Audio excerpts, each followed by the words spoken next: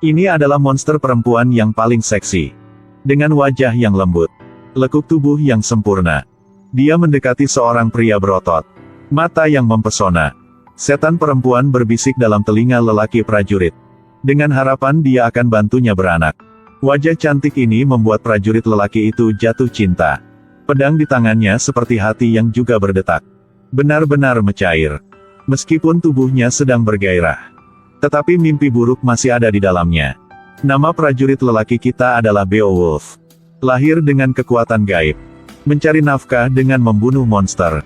Monster yang jahat juga bukan musuhnya. Kemenangannya juga diketahui oleh semua orang. Pada suatu malam, raja mengadakan pesta dengan para prajurit. Saat semua sedang bersenang-senang dan berdansa, anjing penjaga gerbang tiba-tiba sadari suatu. Ada ledakan yang keras. Pintu telah dihancurkan. Semua api dipadam. Satu monster jelek muncul.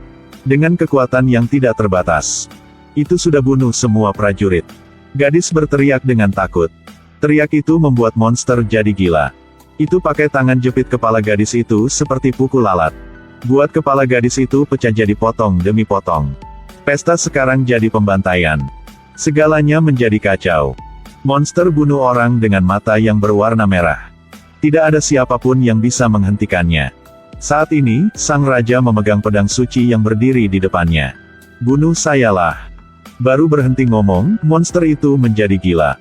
Itu tidak berhenti berteriak. Tampaknya telah dipanggil oleh sesuatu. Kemudian tiba-tiba berubah menjadi api biru dan pergi. Untuk membunuh monster ini, sang raja sudah cari bantuan dari Beowulf. Atas sarannya, semua orang mulai letakkan perangkap. Beowulf mau rayu monster ke dalam istana, lalu kelilinginya. Pada malam itu, para prajurit ada satu pesta yang senang di istana. Dengan tanpa ketakutan. Kemudian suara dari pintu yang memecah suasananya. Satu prajurit keluar untuk memeriksa. Tiba-tiba pintunya dipecahkan. Dan prajurit itu lagi terbang jauh. Api tiba-tiba jadi biru. Monster itu lagi muncul. Para prajurit lagi menyerang. Tetapi pelanggar biasa ini tidak bisa melawannya. Tahu kekuatan yang tidak terbatas dari monster. Beowulf tidak bisa tahan lagi. Dia tunggu kesempatan untuk melompat pada tubuh monster. Kedua belah pihak saling bertarung. Monster itu memegang tangan Beowulf. Keduanya gunakan semua kekuatan biar lawan. Beowulf menemukan kelemahan monster itu. Jadi dia mulai menyerang dari belakang. Dia mulai pukul telinganya. Serangan dari Beowulf buat monster itu terluka keras. Tubuhnya semakin kecil. Saat mau melarikan diri, Beowulf lagi pegangnya.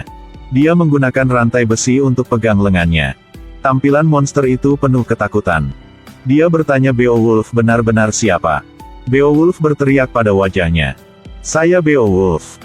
Lalunya dia menutup pintu buat lengan monster itu dipecahkan. Monster itu lemah dan kembali ke gua. Nyebut nama Beowulf buat ibunya dan mati. Pada suatu malam adanya satu tangan membelai wajahnya. Membuatnya bangun. Wanita di depannya ada penampilan ratu. Dia ingin Beowulf bantunya melahirkan seanak. Beowulf belum bisa mengatakan apa-apa. Ratu yang cantik berubah menjadi monster. Sampai Beowulf bangun. Yaitulah mimpi buruk. Sebelum dia bisa pulih, ada suara di belakangnya. Menurut gadis ini, hal yang mengerikan sudah terjadi. Semua anak buah Beowulf sudah digantung di tiang dan mati. Untuk selidiki jelas semuanya, Beowulf ketemu dengan raja. Raja berkata, mungkin ibu monster itu adalah pembunuh. Beowulf sangat marah.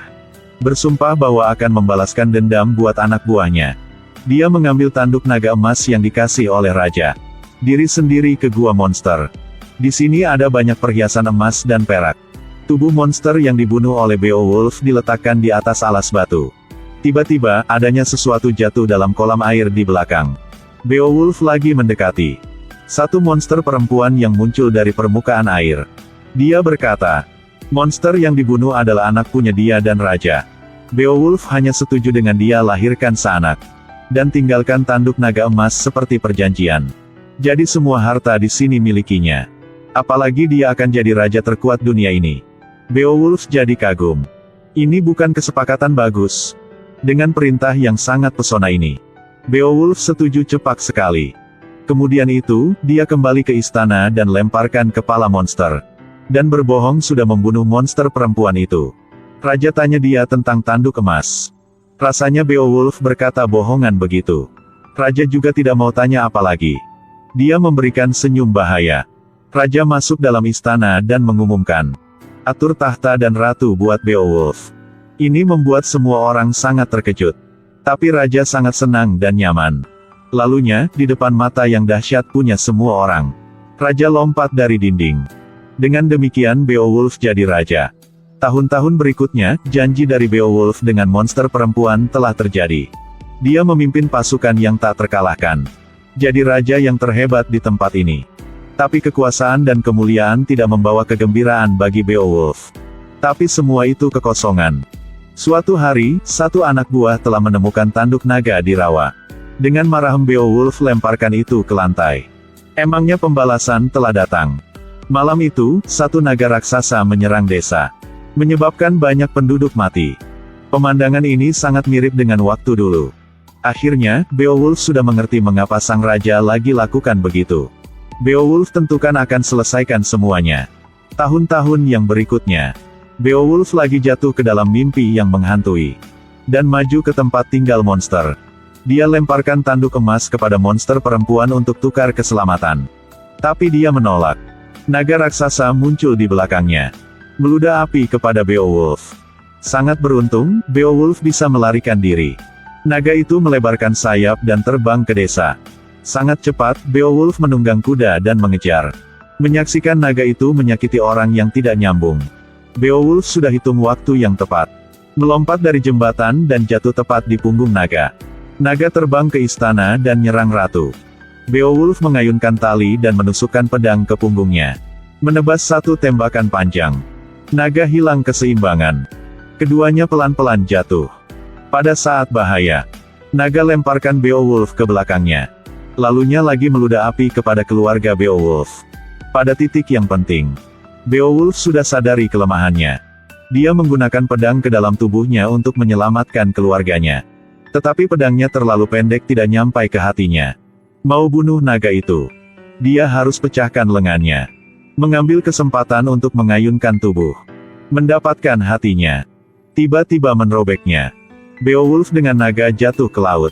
Di tepi laut naga itu secara bertahap mewujud. Itu adalah putra Beowulf. Mau menjaga putranya. Tetapi dia lagi tersapu oleh ombak. Tampilan Beowulf basah dan tertidur pada tiduran 1000 tahun. Satu pahlawan telah jatuh. Tapi mengapa monster perempuan sudah lahirkan monster buat raja? Tapi dengan Beowulf lagi lahirkan satu naga. Film kita sudah habis.